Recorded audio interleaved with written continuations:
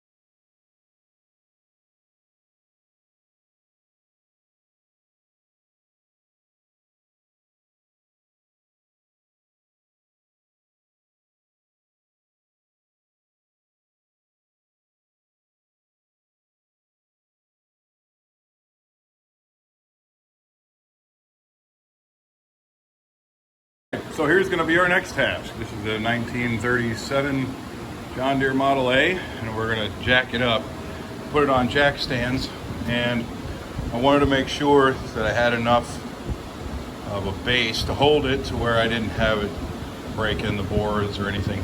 It's pretty heavy. So as you can see here, I'm going to show you guys how to jack stuff. On railroad cars, this goes the same way. If you look down on this board, you can see the lines in the board. That's called the grain. And what we're going to do is we're going to set one board that way so it's sitting like my shoe is, and then we're going to take our next board and we're going to turn it this way, and we're going to set it like that so we can, it's called staggering the grain. Right now, if I put a something like a jack stand on here, these are my jack stands here, if I put those jack stands on here and one of the legs fit right on a piece of grain and I put a bunch of weight on it, it has the potential of splitting that grain, and it'll split that wood just like when you're splitting wood with an axe. When you split wood with an axe, you hit from the top down, but your spike would go in the end here. You hit it with a hammer and it would split all along that line right there, and it would just knock the piece off.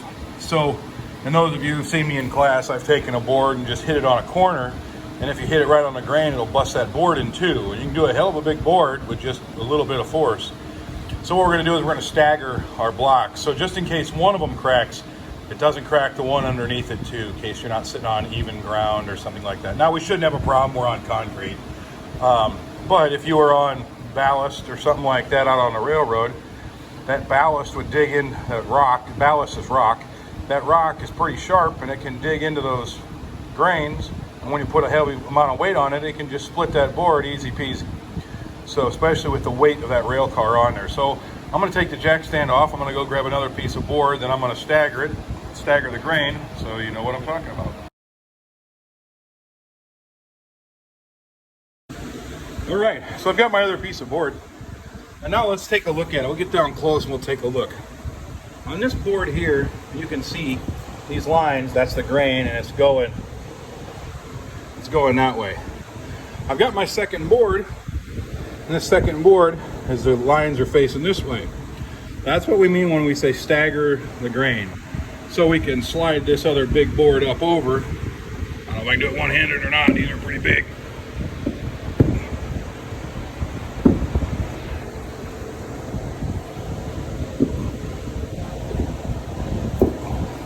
All right, so now you can see we've got one grain going one way, the bottom one's going this way, the top grain's going this way. I'm going to put another board up here, and I'm going to stagger it again, and I'm going to make sure the grain of the wood faces that way. That way, when I put my jack stands on there, if it does happen to split one of these grains, it doesn't do it to all of them in the stack. And that's really what we're going for. Now, like I said, it's not going to really happen on concrete. We got a flat surface. But if there's any rocking in it, or if there's any part of your board that's not flat or something, it could split that board still. So anyway, that's our next step. All right, so we've got a pretty good solid base under this guy. So what I did was I put another small block here again. See my grain's going this way, and the grain on this board is going this way. I put my jack underneath there. I jacked it up. I put my jacks all the way up. You can see they're up there, they're holding. I got my weight back down on them, and now my wheels are free. We've got this guy jacked up, and it can sit on these for forever. We wiggle it and wiggle it. There's no movement whatsoever. I check my bases, make sure all four corners are on and touching, and to make sure that we're all straight. That way they're all sitting level and flat. And so now we're ready to take off the wheels.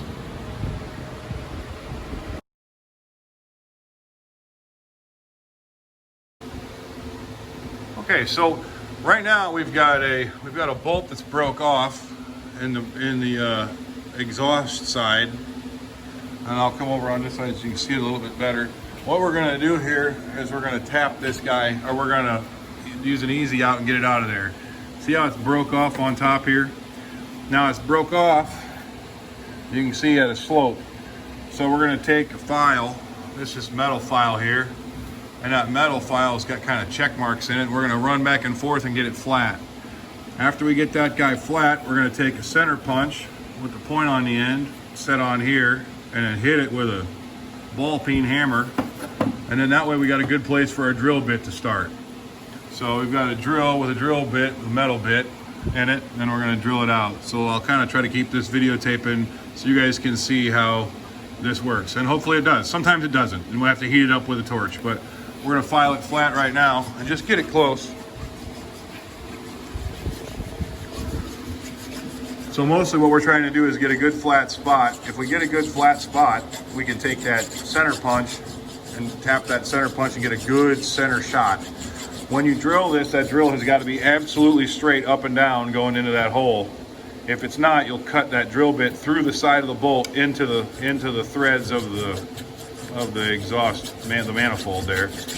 So we're just going to work it down flat, get it kind of even. There, it looks pretty good there. And an important trick is when you're filing it down, don't do it at one angle. Work your way around in a circle. Sure. So that way you make sure you're getting it good and flat. You know you're even the whole way around. That's it. All right, now we got it straight. Yep. And we're going to get our center punch. And we're going to get it dead center. I need the beater. And we're going to get our center punch is going to set in there. Get it shot center. I always do this a couple of times. One to make sure I got it, and one to two get a to good hit set. it. Yep. All right, now we're going to look at it to make sure we got a good. See this? Look at here. See that dent that's right in the dead center of it? And that's a good dent. And what that'll do is, if you put a drill bit on there and you try to spin that drill, it'll lock. If you don't, that drill bit will walk all over that metal, and it won't give it a good bite. And you want to get a good bite to get it started. So he's going to hit it one more time.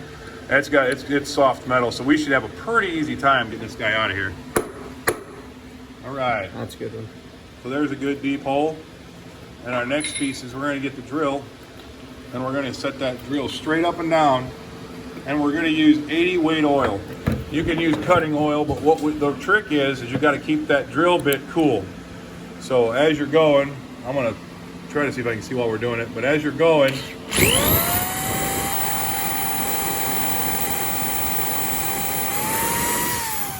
and we're going to stop, and we're going to oil. I can't see to oil it, Sean. You have to oil it. But get a little oil in there, and what we're going to do again is keep that bit cool. If that bit starts getting hot, it'll melt the end, and then it won't cut.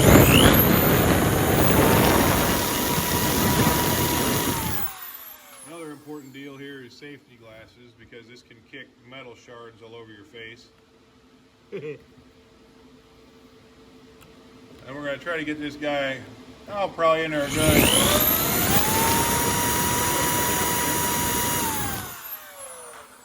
Looks like it's going straight still. Yeah, we're pretty. All right, now there's two. We got enough. All right, we're going to get another one too. And I'm going to show you the other set. There's two types of ways to make that drill bit or that screw come out of there. These here are called Easy Extracts, and it's basically a left-handed drill bit. And there are left-handed drill bits too, so we use the right-handed drill bit, but if you have a left-handed drill bit, you can use it. Sometimes it'll catch and pull it out, not usually, but you can use that. And then we've got this guy here that spins backward, it's left thread. And the other one we've got is this guy here, and it's just a square shank, but it's got edges cut on each end. I'll see if I can get it in here so you can see those edges.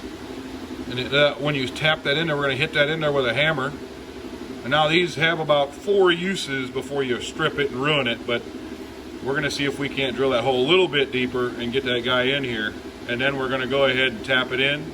And then when it spins left, it'll grab. And as it grabs, it'll grab that screw and or that bolt and extract that bolt. So that's going to be our next step. Just get a little bit, see if we can't get it a little bit deeper. Is it deep enough to catch? Is it deep enough to catch? Yeah. If it's deep enough to catch, go ahead. Because you got to make sure it goes deep enough to catch. Now, when you're doing this, there's another thing you have to be careful for. Sometimes these bolts will bottom out in the piece they're in. So if they bottom out inside of there and you drill too far, you drill through the screw and then you start getting into the housing. And so that's bad news. Now, Sean's got his ball peen hammer. He's going to take it over there. He's going to hit that guy straight down and bash it in. All right. Solid. Now it's in there. Now we're going to grab an adjustable wrench.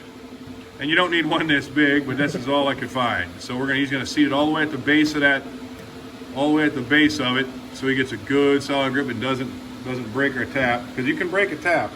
I've done that. Come on, man. Yep, broke it off. All right, so that happened. So now what we can do a couple of things. You can't drill it out because that tap is hardened steel. So what we're going to do now is we're going to take a torch and we're going to get it hot and we're going to see if we can grab anything on that see if we can grab anything on that bolt. If we can't, what we'll do is we'll put a nut over top, and I'll take a welder and I'll weld a nut to the top and I'll let it cool, and then I'll heat the housing up with a torch, and then and I'll show you how you do that. So this was our easy way. We didn't figure it'd come out anyway, but you have to try it. So that was our first failed attempt at trying to extract that bolt.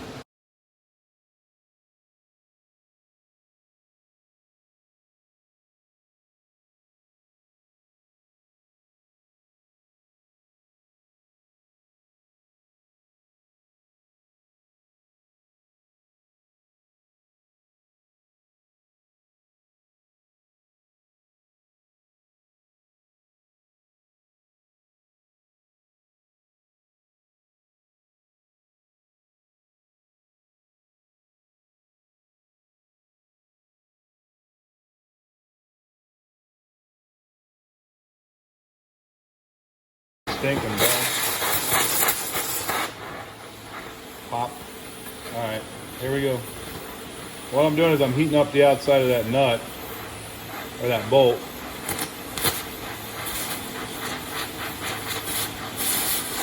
And it burned right through that tap, didn't it?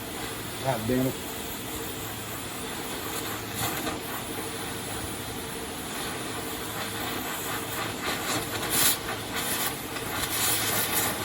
So now I'm just walking it back and forth, trying to get that out of there. Okay, I got through it. So now what we're going to do is we're going to drill another hole. So what I did was I got this guy hot, and I pushed it all away, and I burned that tap out. That wasn't a hardened steel tap, that's why it broke. So otherwise it'd have turned green when we'd hit it. Yep. So I got that guy out, and I think right now all we got to do is kind of get it to where it's beat down a little bit flat. We'll get a punch, we'll tap it again. And then I'm going to heat this side up and get this whole corner kind of hot. Warm.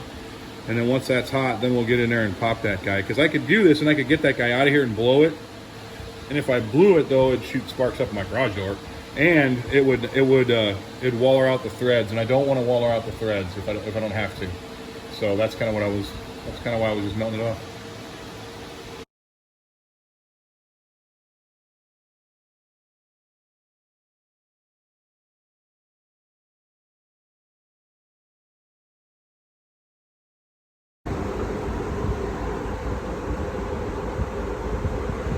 This video is just in case you wanted to know what oil from 1976 looks like. It's actually still pretty slick. A bunch of crap in it from what fell down the exhaust, or the intake, I guess. But yeah, that's 1976 oil.